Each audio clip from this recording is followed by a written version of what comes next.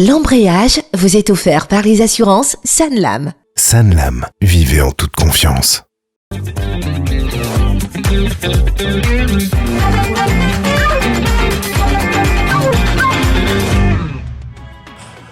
Bonjour à tous, je vous souhaite la bienvenue dans l'Embrayage, magazine dédié au sport des 2, 3, 4 et X roues.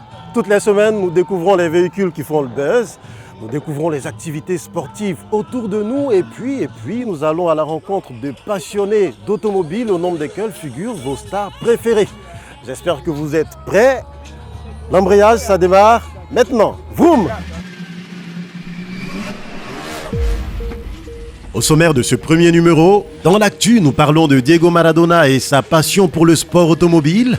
Nous verrons quel vice Maître Gims a bien pu commettre à Miami pour qu'il soit poursuivi dans sa Ford Mustang V8 par 2 voitures de police. Pascal Vigneron, l'as, que dis-je, l'icône ivoirienne du sport moto, nous ouvre les portes de sa maison et de son garage pour un entretien exclusif. Et cerise sur le gâteau, il m'apprendra les bases pour faire du motocross. Vous verrez ma galère. Enfin, Star Auto nous conduira chez Kedjevara DJ, artiste, chanteur, également gros fan de voitures. Il nous fera voir son bébé roulant. Voilà, maintenant, place à l'actu.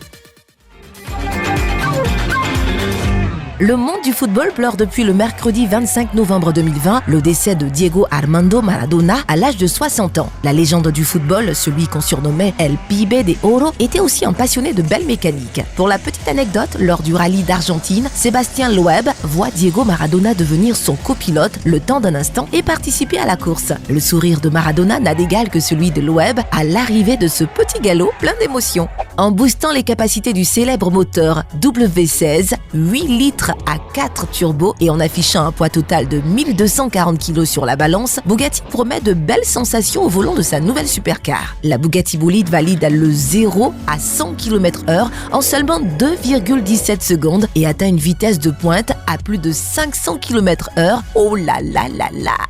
La Ford Mustang dans le clip Miami Vice de Gims. Au volant d'une Ford Mustang modèle 1972, le chanteur est comme sorti d'un braquage avec ses complices et des liasses de billets en guise de passagers. Quand le soleil se couche, c'est accompagné d'une jolie blonde et portant ensuite I'm Not a Rapper qu'il défile avant d'être poursuivi par 2 voitures de police venues de l'autre côté de l'Atlantique. Comment s'est finalement achevée cette course folle? Le moins qu'on puisse dire, c'est que la sportive n'avait pas l'intention de céder aux caprices des gyrophares. Porsche Taycan, la sportive électrique qui surprend le monde de l'automobile avec le plus long drift jamais réalisé. C'est au terme d'une valse de 55 minutes et 210 tours sur la piste du Porsche Experience Center que la puissante voiture électrique est entrée dans le Guinness des records avec un drift de 42,171 km à une vitesse moyenne de 46 km/h. Porsche vient donc d'ouvrir une nouvelle page en matière de records pour les voitures électriques et il n'est pas impossible que d'autres constructeurs tentent de voler la vedette à la firme allemande.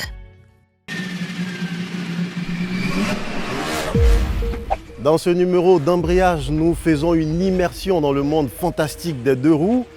Et vous le savez, si certains ont choisi la moto pour son caractère pratique, surtout dans de grandes villes embouteillées comme Abidjan, pour d'autres, c'est une histoire beaucoup plus passionnelle, limite fusionnelle. Celui que nous allons rencontrer aujourd'hui a un nom qui rime avec le sport moto en Côte d'Ivoire. C'est la première fois qu'il ouvre les portes de sa maison à un média local. C'est une causerie exclusive avec Monsieur Pascal Vigneron. Suivez-moi, faut pas en rater un bout.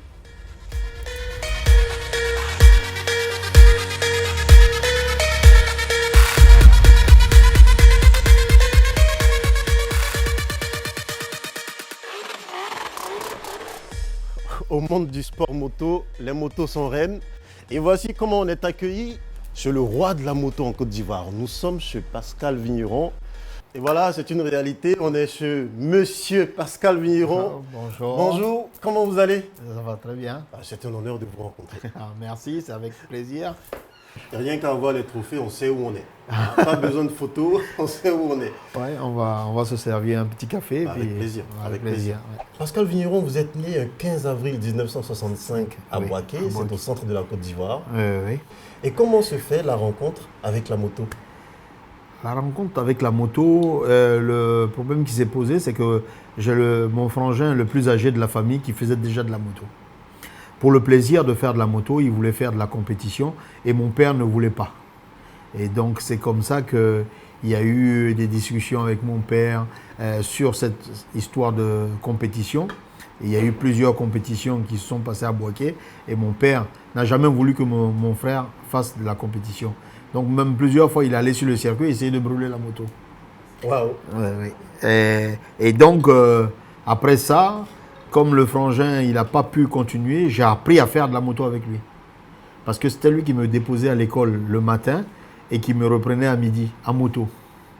Donc je conduisais la moto en étant sur le réservoir et c'est comme ça que j'ai appris à faire de la moto et c'est lui qui m'a appris toutes les bases de la moto. J'ai fait mes premiers entraînements sur Bouaké, mais mon père ne savait pas qu'on faisait de la moto. Et donc on s'était acheté des petites mobylettes et on a commencé à faire du motocross comme ça. Et après on est passé à la moto et à la moto on a eu un niveau qui était vraiment un très très bon niveau. Et là mon père m'a demandé, parce qu'il y a eu une compétition à Bouaké et tout le monde m'a demandé mais pourquoi Pascal ne l'a pas fait. Et lui il a dit non mais Pascal il ne fait pas de moto. C'est-à-dire que toute la ville de Bouaké était plus ou moins au courant que vous faisiez de la moto. Mais papa, non? Non, papa n'était pas au courant. Donc, quand ils lui ont dit ça, c'était ses meilleurs amis qui lui ont dit que je faisais de la moto. Il n'a pas voulu le croire. Et puis bon, il a attendu que tout ça se passe. Et le lundi matin, il m'a appelé, il m'a demandé, mais fais de la moto. Bon, au début, on avait peur des parents, donc on n'osait pas le dire. Et il a été au courant que je faisais de la moto. Il dit, bon, maintenant, si vous voulez faire de la moto, on va faire de la moto. C'est là où il m'a acheté la première moto, la 125. Et c'est là où j'ai commencé à m'entraîner sur Bouaké. Et au bout d'1 an d'entraînement, parce qu'il me faisait faire des entraînements physiques et pilotage et tout. Et au bout d'1 an, il y a eu une première course qui comptait pour le championnat de Côte d'Ivoire en 1980 à Agboville. Et c'est là où on est parti à Agboville pour essayer. Et c'est là où j'ai fait ma première course et que j'ai gagné ma première course. Oula. Je suis tout seul, mais je sais que les téléspectateurs derrière leur écran sont en train d'applaudir cette histoire. Mais c'est vrai, moi je vois les trophées qu'il y a chez vous aujourd'hui, je suis émerveillé. On vous voue un respect dans le monde du sport moto en Côte d'Ivoire et selon vous, pourquoi est-ce que les gens ont autant de respect pour vous? Non, parce que au niveau de la moto, j'ai insisté au niveau de la moto parce que j'aimais ce sport. Et j'ai continué, mais sérieusement. Mon père m'a toujours dit que si je voulais avoir des résultats au niveau de la moto, il fallait s'entraîner, il fallait suivre ça de très près. On était plusieurs frères à le faire. On était 3 à le faire, mais j'étais le seul qui était quand même au niveau, à un haut niveau. Pourquoi? Parce que je prenais ça très au sérieux. Il y a énormément de vécu, et ça se sent quand vous racontez votre histoire. Et ce vécu est encastré également dans votre palmarès. Il est unique en Côte d'Ivoire, rare en Afrique. Vous avez été 6 fois champion d'Afrique, 20 fois champion de Côte d'Ivoire. Comment est-ce qu'on en arrive à réaliser de telles prouesses? Vous savez, normalement, comme je dis, sans entraînement, sans vraiment de volonté, on ne peut pas. C'est impossible. Mais je me suis entraîné et je voulais ces titres. Donc je me suis entraîné pendant des années à vraiment le physique. Je vidais 2-3 pleins de réservoirs. J'avais une condition physique d'enfer. Et quand je me retrouvais au championnat d'Afrique, j'arrivais, qu'est-ce que je faisais pour ne pas montrer le niveau que j'avais parce que j'étais le seul représentant de la Côte d'Ivoire au championnat d'Afrique. Et quand j'arrivais au championnat d'Afrique, lors des entraînements le vendredi et le samedi, je roulais à une vitesse très basse pour qu'il y ait pas une fixation sur moi. Donc, je ne montrais pas que j'avais un très bon niveau et j'attendais la veille de la course aux essais pour vraiment me défouler. Donc, devant les concurrents, vous deviez faire figure de outsider. Voilà, mon père m'a toujours dit, il ne faut pas montrer tes capacités. Il faut être humble. Voilà, tant qu'on n'a pas vu tous les pilotes. Oui. Donc, une fois qu'on a la force de l'adversaire. Voilà, donc mon père regardait tous les adversaires et puis il me disait, celui-là qui roule un peu, très très très vite, et il va falloir te méfier de celui-là, il va falloir prendre le départ et partir en tête au départ. Si tu pars en tête, je pense que là, il n'y aurait pas de problème parce qu'on a regardé physiquement et tu roules beaucoup plus vite. Donc, ce que je faisais le samedi aux essais, je montrais qu'aux essais, j'arrivais à faire des très très bons temps. Donc les gens étaient surpris parce que je faisais toujours le meilleur temps le samedi et j'attendais le dimanche pour la course. Et le dimanche, j'étais bien prêt. Et là, quand je montais sur la moto, j'étais fixé.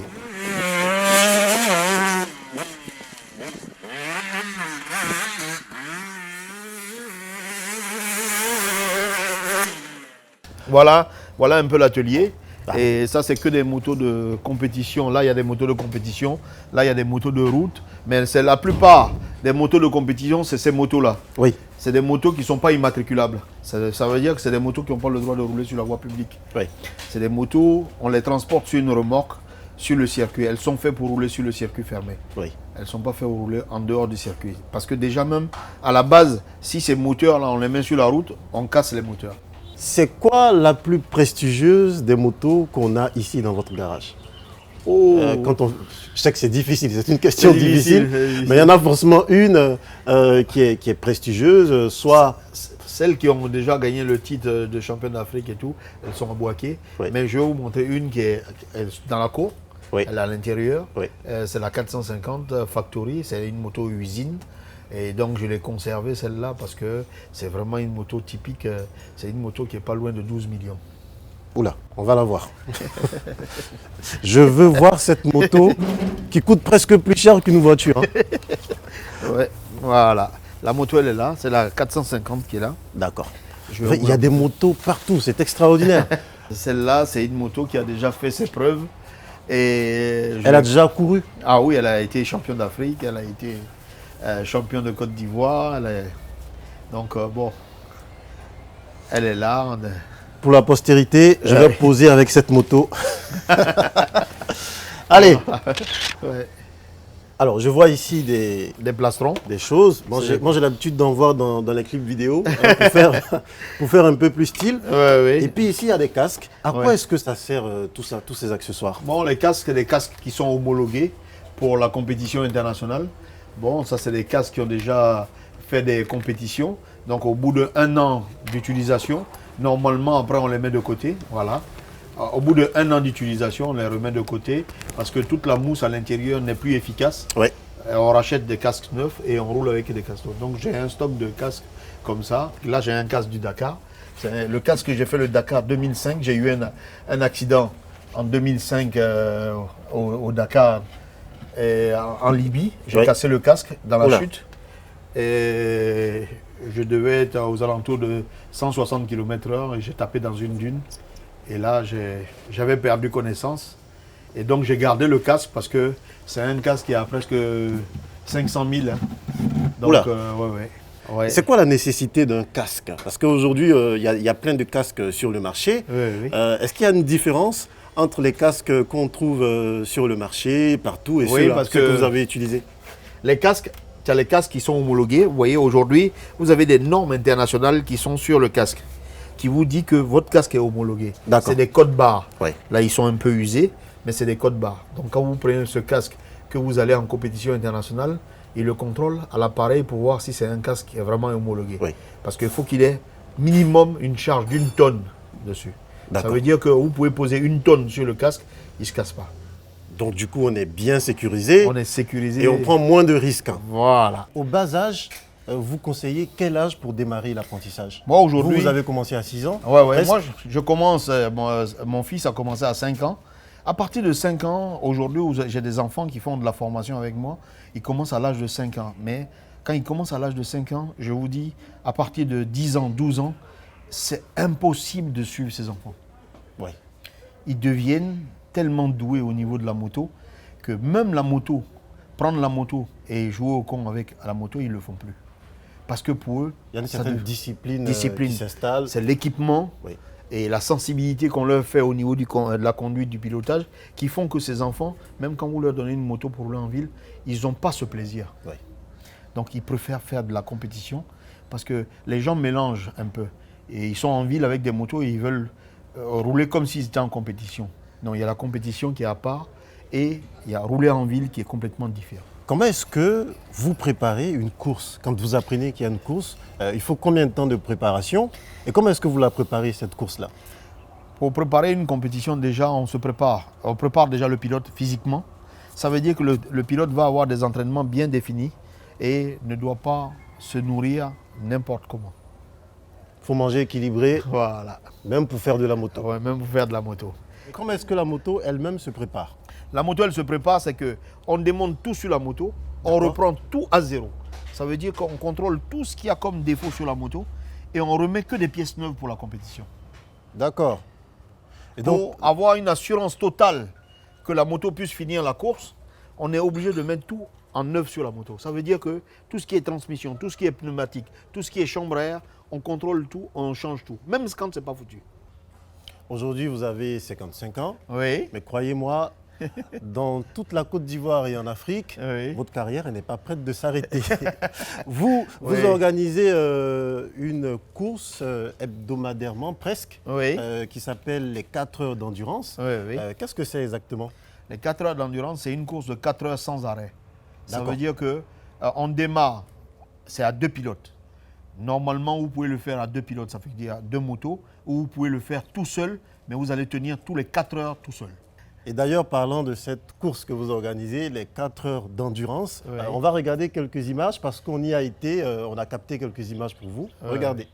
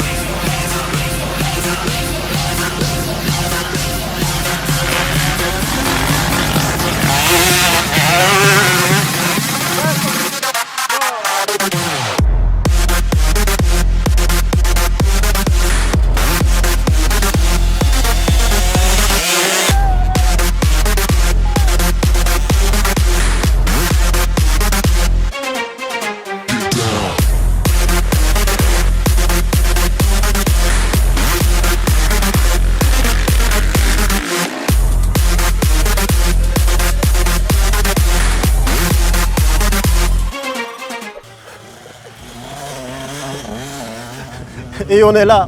C'est ici qu'on m'a donné rendez-vous pour mon premier cours de motosport. J'ai peur, je l'avoue, et c'est normal. On y va, on va voir ce que ça donne. Voici normalement à quoi, à qui je devrais ressembler.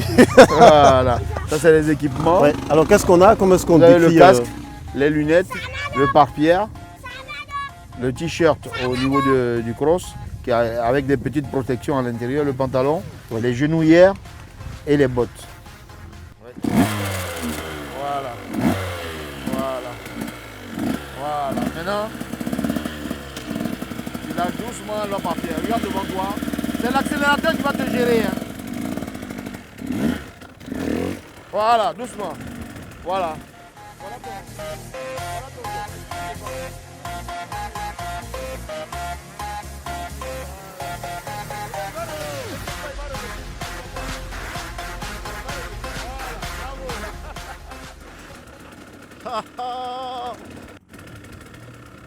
Là maintenant tu prends l'embrayage et puis tu prends le frein.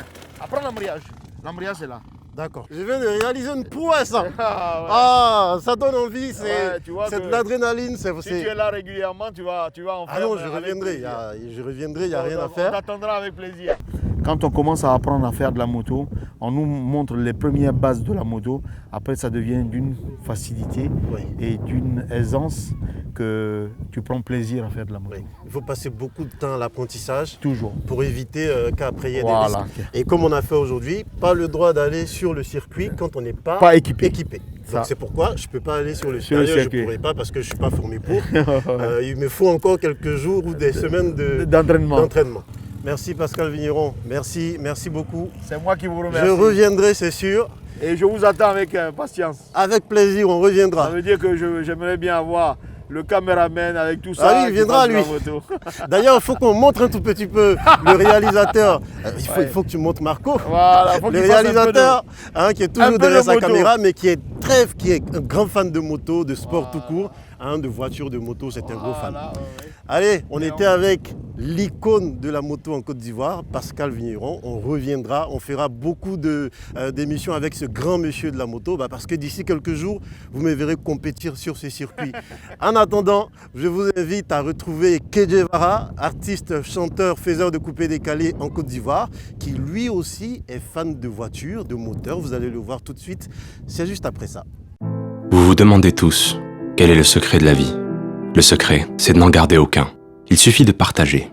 Transmettez ce qui a changé votre vie. Montrez à tout le monde qu'à travers la persévérance, la bienveillance et l'amour des choses bien faites, nous serons tous heureux et comblés. Parce que le secret de la vie est qu'il n'y a nul bonheur sans la transmission des valeurs. Saham Assurance devient aujourd'hui Sanlam, leader panafricain de l'assurance dans plus de 30 pays africains et s'enrichit de plus de 100 ans d'expérience. Sanlam, vivez en toute confiance.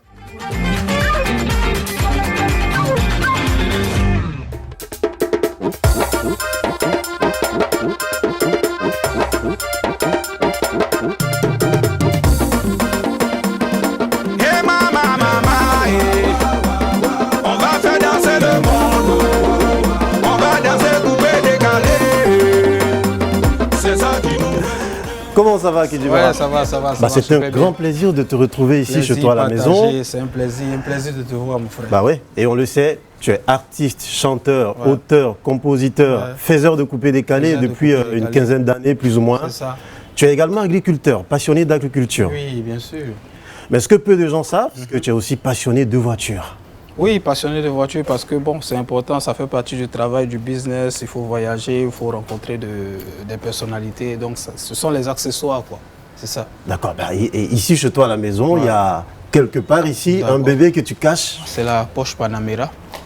Porsche Panamera. 2018, très bon confort, c'est top, et puis voilà, c'est pas mal, C'est un véritable départ. C'est ça. Et moi, tout ce que j'ai envie de faire là maintenant, c'est de la tester avec toi. Avec plaisir, je peux même te donner la clé si tu veux. Bah non, je te laisse conduire, j'ai pas envie de l'abîmer. Là, pas de problème. Allez, on va faire un tour. Au plaisir, sans souci. MC1, tu peux m'envoyer la clé de la voiture, s'il te plaît? On va rouler en Panamera. Et en bonus, il y a MC1. Salut Toto. Salut, tu vas bien? Yeah. Allez, on a la clé et puis c'est sympa, on va faire un tour en Porsche Panamera avec la petite équipe de Digital Avril Production et MC1 qui nous a rejoint. On y va? Avec plaisir. Dansez maman, tout le monde bouge, on va danser, si tu montais, bidou, les filles d'Abidjan sont Alors Kedjevara, là on est dans ta voiture, dans ton bébé. Pourquoi avoir choisi la Porsche Panamera plutôt qu'une autre voiture? C'est parti d'une chanson que j'aimais bien, qui est la chanson de Maître Gims. Oui, il chantait Bugatti Verona, Vroom, Vroom, Porsche Panamera. Ça me plaisait bien.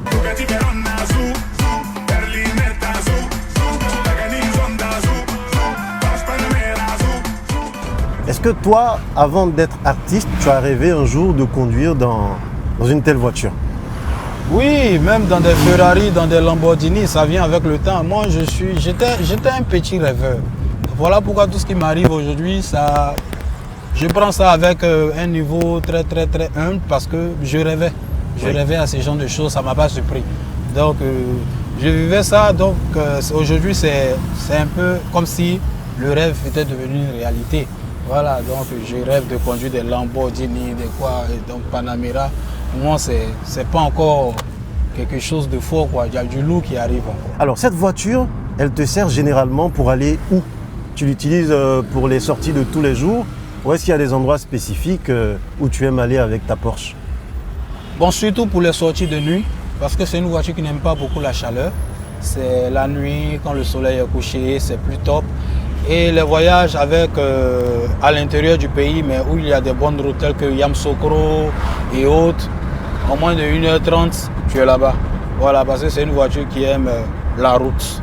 Et elle nous pousse jusqu'à combien cette Porsche Panamera? Elle monte à 340. Est-ce que tu les as déjà atteints, ces 340 km/h? Bah oui, parce qu'on on a envie de te garder longtemps auprès de nous, c'est sûr. Mon là, c'est 150. 150 km/h. 150 km. Même quand tu es à 150, tu as l'impression même que tu ne roules même pas encore la voiture tellement. Bah, elle est très nerveuse hein, voilà, sur route. Elle pèse bien sur la route, elle est équilibrée. C'est pas les voitures tu roules à dandine comme ça. Non, non, non. Alors donc Que Guevara au volant, quelqu'un qui est très minutieux sur le contrôle des fluides, tout ça sur la voiture. Tranquille. Et qui roule prudemment. Prudemment Là, parce que ça c'est bon à savoir. Moi-même, j'aime pas la vitesse. La vitesse me donne le vertige moi-même. Ouais. Moi-même, si il file là, j'aurai le vertige. Alors en moyenne, au cours de la semaine, tu la sors combien de fois? Ben, au plus 3 fois. C'est-à-dire que les week-ends, voilà, parce que moi je ne sors pas beaucoup. Je sors généralement les week-ends par rapport à mes spectacles et tout, sinon en semaine. Je suis là et quand je dois aller sur nos différents chantiers, nos différents sites, c'est avec la Porsche Cayenne parce que je fais en Porsche quoi. Oui, donc la Porsche Cayenne, c'est la version 4x4 de la Porsche. Ah, donc finalement, toi, tu es un gros fan de Porsche, on va dire. Ben, j'aime ça quand je prends une BM. Il y avait la voiture basse, il fallait le modèle gros format. Quand 4x4. je prends une BM, je veux 2 BM. Quand je prends une Range Rover, je veux 2 Range. Quand je prends une Porsche, je veux 2 Porsche. Voilà, c'est un style qui me plaît bien. L'appétit vient en mangeant. C'est ça. C'est une voiture capricieuse qui a des petits bobos. Voilà. Comme là, présentement, je mets la clim, mais ça me fait sortir du chauffage. Je mets la clim, ça me fait sortir du chauffage. Bah, peut-être parce que tu fais chauffer toute la Côte d'Ivoire avec tes chansons.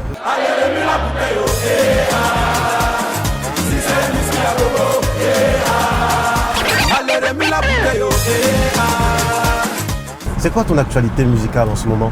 Que Guevara aujourd'hui, c'est un nom connu dans le showbiz. Donc, c'est toujours faire des sons, faire danser. Un défenseur du coupé décalé à l'état brut. De temps en temps, on essaie de faire du coupé décalé un peu afro, comme on se nienne et tout ça, et remuer la bouteille, coupé décalé afrobeat, mais après il faut défendre la couleur qui est le coupé décalé brutal, sauvage, comme à l'époque. Alors c'est sûr que tu ne laisses personne manger attiqué, poisson, frites ou autre croissant dans cette voiture.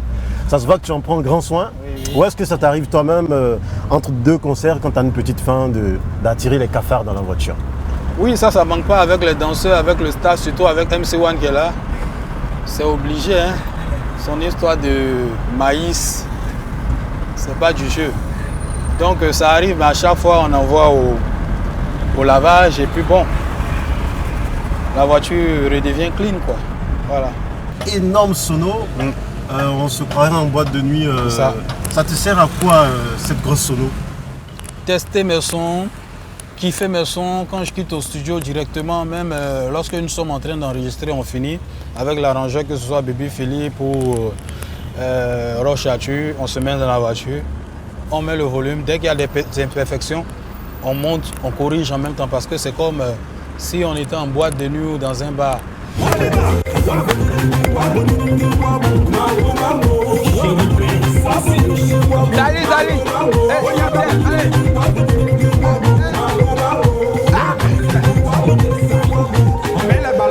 Bravo.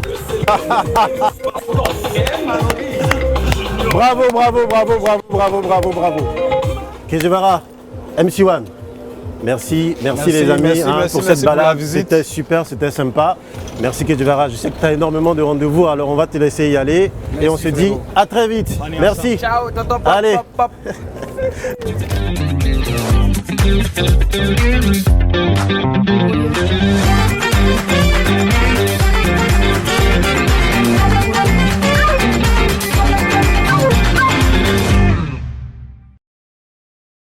L'embrayage vous a été offert par les assurances Sanlam. Sanlam, vivez en toute confiance.